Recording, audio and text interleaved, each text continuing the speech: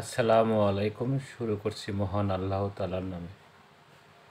সুপ্রিয় ছাত্রছাত্রী, আপনারা দেখতে পাচ্ছেন একটা গ্রামের দৃশ্য। এটা আসলে তোমাদের মতো একজন স্টুডেন্টের আঁকা। আমি দেখাচ্ছি যাতে করে দেখে দেখে এভাবে আঁকতে পারো। আমরা ইদানিং এই ছবিগুলোই ছাড়বো আগে, এরপরে আমরা শেখাবো কীভাবে ছবি আঁকতে হয়। আবারও শেখানো হবে, রং করাগুলো একটু দেখবে কীভাবে কালার করতেছে। অয়েল পেস্টেলে কালার করা নদী, পাহাড়, গ্রাম, গাছ সব কিছু মিলে আমরা এভাবে ছবিগুলো আঁকতে পারবো। এখানে তাই দেখানো হচ্ছে।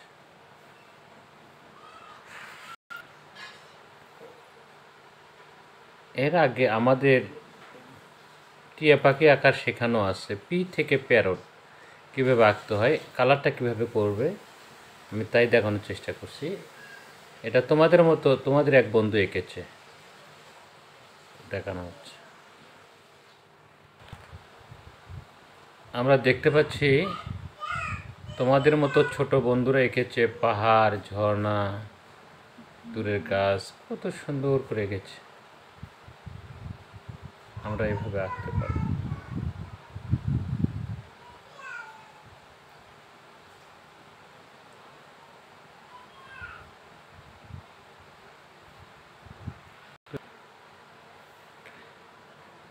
সকালে সূর্য উদয় হতেছে, দ্বীপের মধ্যে বাড়ি, একটা গ্রাম, দ্বীপে পার হওয়ার জন্য একটা সাঁকো রয়েছে।